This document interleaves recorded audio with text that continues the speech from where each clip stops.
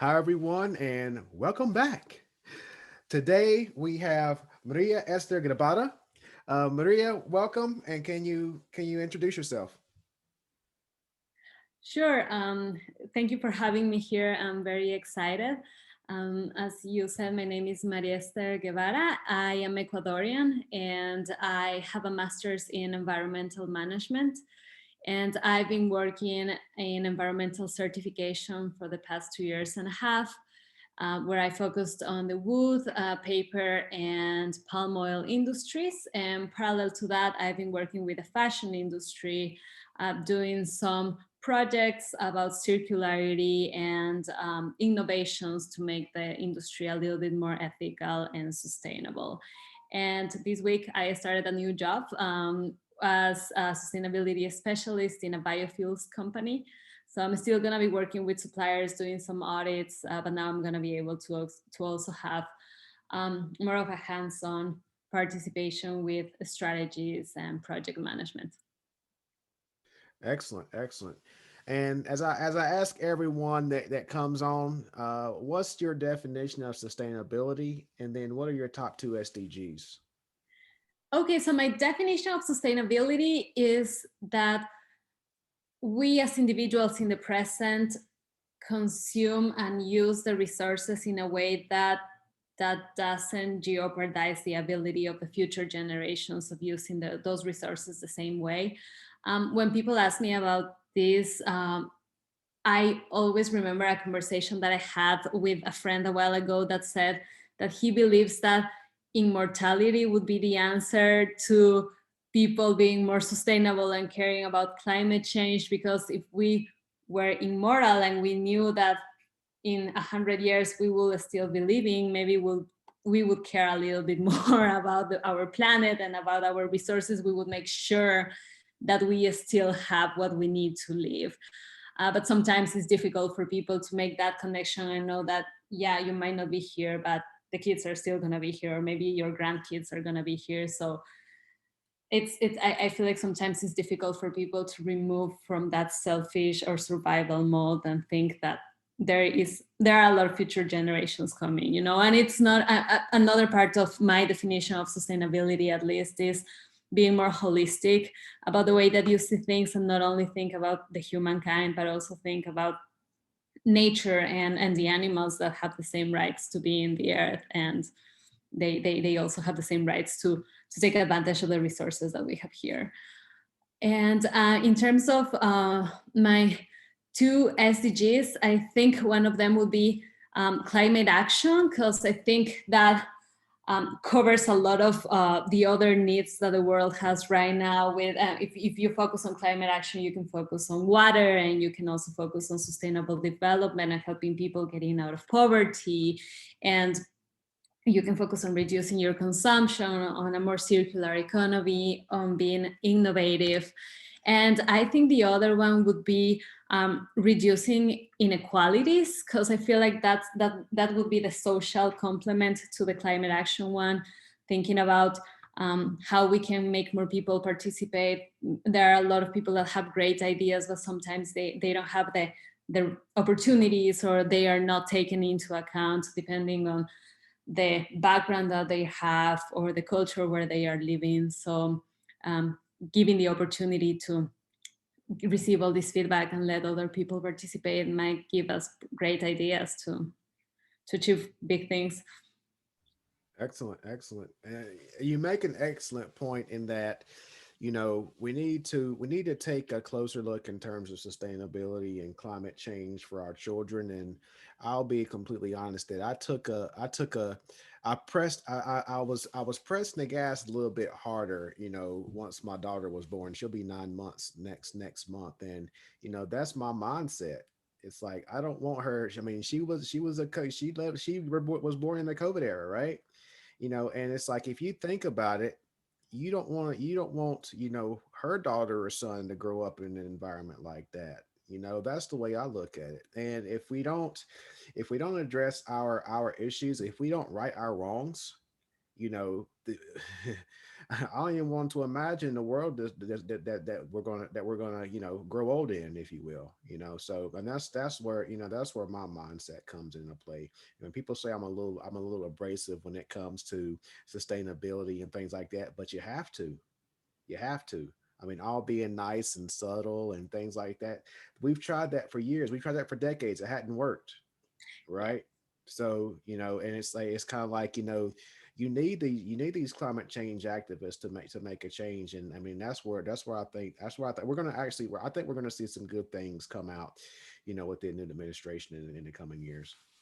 Yeah, hopefully. I feel like also I feel that also this pandemic has given us the opportunity of restarting our practices or seeing things in a different perspective. There are a lot of industries that have been hit by COVID, and this is the perfect opportunity for them to come back to life, but with different practices, taking into account what the needs are right now and what the responsibilities are, and taking this opportunity to do a whole redesigning of the business model and be more caring about the future and about the environment that we have around us. So I reached out to you because I seen that you were an auditor. I just want to know what is it like what's the day in the life of an auditor? Have there been some situations that were, because I always say that, people within the supply chain have so much to hide in some industries. So, first off, what's the day in your life? And second off, have you been faced with some some situations, I'll put it. Okay, so well, a normal day when you have an audit scheduled. Well, let's backtrack a little bit to the moment that you reach out to the client. So the certifications that I do are voluntary, which means that the clients are choosing to do it for corporate sustainability or strategies. Sometimes their customers are asking for that. So it's not that you just show up and do an inspection. That's usually the certifications or the standards from the government. But when we are talking about certificates like fair trade, organics, FSC, RSPO, all of them are voluntary. So the clients want to be audited. So you reach out to them, schedule an audit, send them an audit plan with some time of ahead so they can know what the activities are gonna look like, and then you show up that day. Usually start in the morning because you never know how it can go. If there are a lot of clients that are on top of everything, there are other clients who just are doing their things, and then you show up and they try to accommodate you somewhere and you start the audit. So depending on the requirements of the standard, as an auditor you usually do three different things, mostly three different methods, which is document review. Make sure that they have the procedures in place. You take a sample of, again, depending on the certificate, you can take a sample of paperwork to see what's going on, sales, documentation or supplier documentation, or a sample of certificate of analysis or whatever the standard is looking for.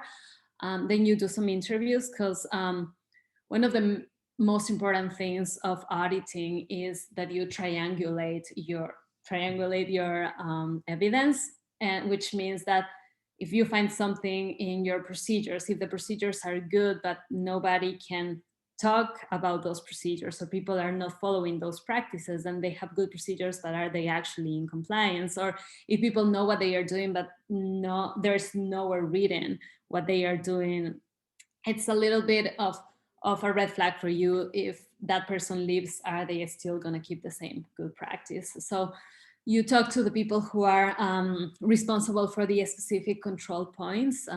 It's usually a control point is usually the areas in the facility that handle the certified material. Receiving, purchasing, sometimes even marketing can be one, because they are the ones that are doing all the propaganda of the certification. And then you do a tour, usually, again, depending on the certificate. You usually do a tour to verify that the practices, that everything that they have told you is what they are actually doing. And yeah, as you were saying, there is a lot of controversy with voluntary certifications, with the scheduling on audit. Like, how do you know that they are actually doing things right, or that they are just not painting a nice place to work the day that you are going, that they are not hiding anything? And I feel like part of the auditor's job is also to you are there to prove compliance. You are not there to prove otherwise. Like, you're not there chasing them or looking to find what's wrong. You're there because you believe that they are doing it right. And I feel like that's a very good mindset, because audits can be very stressful for everybody.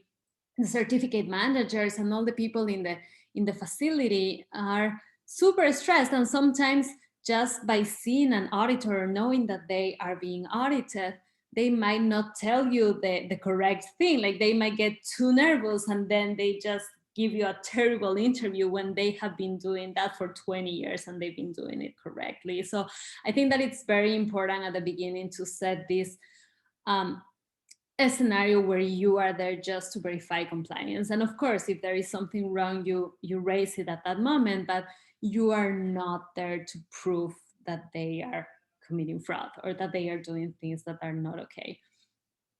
So depending on the certification, there are a lot of ways to figure out if they are not doing things right, if they are hiding something, or if that's not their day to day, or if that's not normal to them. You can figure that out very easy by choosing a sample, because you usually choose a random sample of documentation to review that moment. So they need to give you that. Like, they don't know what you're gonna choose, so they need to, and you are the one who choose, usually by number or by months or however you want to do it. So it's difficult for them to know exactly what you're gonna look for, and if it's wrong, then it's wrong. Like, there's nothing that they can do. And when you are interviewing people, you ask their managers to stay away, so you can have a more honest discussion with them and make sure that they are not being guided by the manager for responses, and that they actually know what they are doing. And I feel like it's very important the way that you ask things, because if you ask them closed-ended question, I don't know, tell them, do you review that the supplier invoice says RSPO, or you don't? That's like, you're already giving them the answer. But if you ask them, okay, tell me, what do you do when you are expecting a fair trade material coming in? Like, what would you do? What's the process? And then they tell you what they are doing, and then you can figure out if they are doing it correctly or not. And I've had some difficult companies that I've worked with. Most of them, again, since this is a voluntary thing, are very willing to do it. Some of them are very stressed, but still have willingness to do it. But sometimes there are companies that have had an issue with their customers or with their certificate, and they are not happy about it. I remember there was a time that one of the certification managers I was auditing didn't want to do a tour with me, and he was super rude. He didn't want to talk to me. He didn't want to present any documentation. He was the owner of the company, and then his wife came in, and like he was shouting at her. It was difficult, and at that point, you just remind them that this is a voluntary thing. Like, they can cancel it whenever they want. And like, I was there just because they wanted me to be there, Right. But there are other clients that are very big, have all the procedures ready to go, and they think that since they have the procedures, they can adapt those procedures for them to be in compliance with standards. So sometimes, I don't know, you get to their first audit, and they just start showing you procedures from other certificates or from other compliance, and they are like, oh yeah, this can be in compliance with what you're looking for. And you know that that's not true, that they actually mm, need to go through the standard and make the procedures that make them actually compliant. So there is a lot of that, but the majority of them are pretty on top of things, and as I am saying, are willing to do this because there is another interest behind. right. That was very so for that one, the one owner that was upset. You were saying that you think that he had something to hide, or he was just getting bombarded with a bunch of questions that he didn't have You an answer know, to. he didn't, I don't think he did, but he was trying, like he was teasing me. He was like, oh, how are you going to make sure that what I am actually presenting you is correct, and what I am that I am not hiding anything? And I'm like, I am trusting you, like you are telling me right now that you're sort of like whispering that you're hiding something. Yeah, So yeah. it's something going on, it's something wrong here. You know, that audit didn't get to a conclusion. Depending on the certificate, again, depending on the scheme, there are steps to follow. So in the case that the auditor doesn't feel comfortable by um, giving a recommendation for the certification, there is a protocol that you can follow for more investigation, and that's the certification body that takes care of that. So they do a further investigation with the scheme already to see what's wrong, you know, and figure Hmm, out if hmm. like the client wasn't willing to share something because something was wrong. I think it also depends on the risk.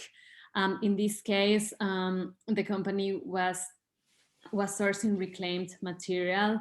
So we weren't talking about any virgin material that could come from illegal sources or something like that. It was all Hmm. recycled. So the risk is a little bit lower. I could read that he just wanted to make it difficult for me, that he wasn't really hiding, but still, like the process that followed was me asking the certification body to do a further investigation Yeah, on yeah, the process because we couldn't finish the audit. yeah. Interesting, very interesting. So you say that all of these audits are voluntary. Now, one thing that I always discuss, and I want to get your thoughts on this, is that, with the sustainability reports coming out, with the voluntary sustainability reports coming out, within the United States, I'm on the side of those sustainability reports should be audited. You know, and have you received any kind of request for audits for those? Like, in terms of, okay, we're about to release a sustainability report, but we want a third party to audit that this report is correct, and also look at our operations to confirm the validity of our sustainability report. Do you do anything like that? That's a very good idea. I haven't heard of that, but I think it would add a lot of legitimacy to the sustainability reports. Having someone else just take a look on that and certifying that everything is clear. Yeah, we haven't gotten those requests, but I think it's a great idea. Okay. We're gonna start a new company. But anyway, but that's one thing. That's one thing that I've been talking about at a lot of conferences, because because I still think, just because those sustainability reports are, voluntary, that's the first thing that pops into my mind. It's like a check the box thing, and I think that we need some third parties to audit those particular reports and audit those processes. So can you talk a little bit about, some of the things you're doing in terms of, the fashion industry and the circularity within the fashion industry? Sure. I am working right now with an NGO called Fashion for Development. So, what we're doing together is we are coming up with innovations for the fashion industry. This idea that I told you at the beginning, that there is this opportunity of resetting the field and the industry, comes from this project. We've been working in creating white papers to show the fashion industry that there are opportunities to do things more sustainable and more ethically. For instance, in 2020, at the beginning of 2020, Fashion for Development did a panel in Davos in the World Economic Forum, where we presented a white paper that was basically a compilation of the newest solutions for the fashion supply chain in terms of transparency and circularity, new fibers, new ways of dyes or recycling, or all those very innovative things. We sort of put them together in a paper to share with the industry, for them not to have to look everywhere, so we could basically centralize everything. We've been working, we have other projects that are related to that, trying to to help the industry right now, because we know that it's struggling a lot with COVID, especially. People don't want to go to stores anymore. All the supply chain has been very affected with cases and all of that, and people don't want to spend money. So we're trying to take this momentum to help them restarting their practices and doing things different. And this all started because when I was in my master's, I did another research with another fashion company about the lessons learned from the sourcing of cocoa and coffee and how those could be transferred into the fashion industry. So what this company wanted to do also was to share these lessons learned and show that there are other more mature commodities that have been successful with sourcing and being more engaged with their suppliers and having more transparency in their supply chains. Excellent, excellent. So what's your new role, and focused on biofuels? Can you I'm very interested in hearing more about that. Can you Yeah, expand on that a little bit? I'm very excited. It's my first days in this new role. Hey, Uh, congratulations. Thank you. It's the company is called Neste. They are a Finnish company that is doing biofuels, and at the same time, they are also doing some research to come out with an alternative to have plastic that's 100% free from oil. So, on the side of the biofuels, we source used cooking oil and any other waste, animal fat, and all of that to transform it into biodiesel and jet fuel. So the model of the company is to source the waste and give that waste a new beginning. And from what I am learning, the biodiesel can reduce up to 80 or 90% of the CO2 emissions compared to normal diesel. And the jet fuel can reduce up to 80% of the emissions. So it's a lot. And so I'm very excited because I grew up in the transportation industry. My mom has a magazine for the transportation industry. So being able to go back to that and now work in a company that's gonna help changing the future of transportation is really nice. I am very excited because in the past they were an oil company, and then they decided to switch their whole business model to be sustainable. So I'm part of the sustainability team, but sustainability is in the whole DNA of the company. Yeah. Sustainability is their business model. So it's exciting to know that despite I am in a team that does specifically sustainability, the rest of the teams are also focusing on that. Yeah, I'm looking them up right now. Very interesting. Very interesting. Yeah, I'm gonna have to do some nightly reading on that company for sure. So for startups that want to initially create these voluntary audits, because although we think we're going to be sustainable, there's always room for improvement, right? We always need to strive for continuous improvement. And that's one thing I always say whenever you read those sustainability reports. If everything's squeaky clean, that's when you need to start asking questions, because there's always room for improvement. So for those organizations looking to do something like this, what piece of advice or pieces of advice would you give to those companies? I think the first one would be not to get discouraged by the requirements, because what I Mm, have seen is that when companies are starting to get certified and they receive the standard and they see all the different requirements that they have, they think that they are not going to be able to make it, or that it's going to take a long time from their day to focus on the specific requirements of the standard. When, to be honest, it's not that true, because if you are doing your practices correctly already, then applying them or adapting them to the standard shouldn't be that difficult. So not getting disencouraged by that. I think that you can take it step by step. Sometimes standards ask you to be more careful with tracking your volumes or tracking your suppliers, tracking your customers, and all of that. And that can be a little bit of a pain and time consuming, but at the end of the day, you figure out that that's not only to be in compliance with the standard, it can also help you being more efficient or improving your practices as a company. And then the other thing is, again, don't get disencouraged about the cost of the audit, because sometimes audits can be costly, depending again on the standard, on the different. How much you talking costly? I never charge, like, I don't know the total amount, but when I was doing research, when I was in my master's doing research about certification, the main thing that I would hear, or the majority of smallholders would complain about the cost of the audit.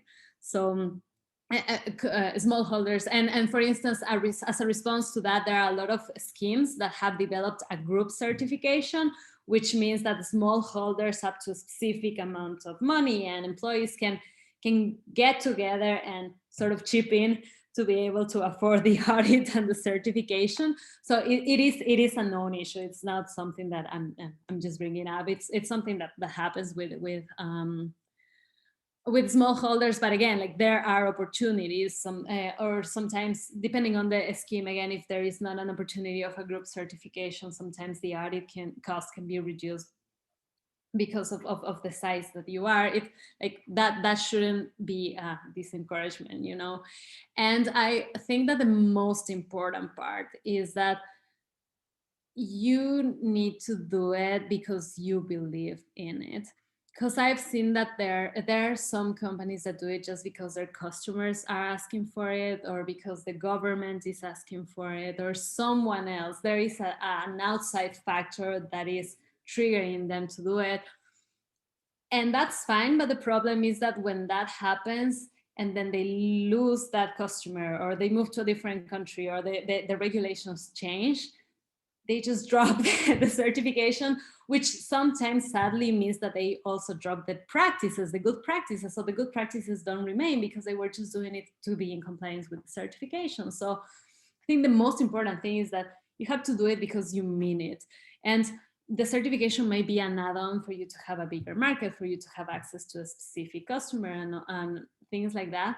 But at the end of the day, if you are really sustainable, getting the certification should only be an extra for the reputation or for the market, but it shouldn't be the reason why you're changing. Like, getting the certification shouldn't be the reason why you're changing your practices. It should be that you're actually committed with the environment and with doing things right.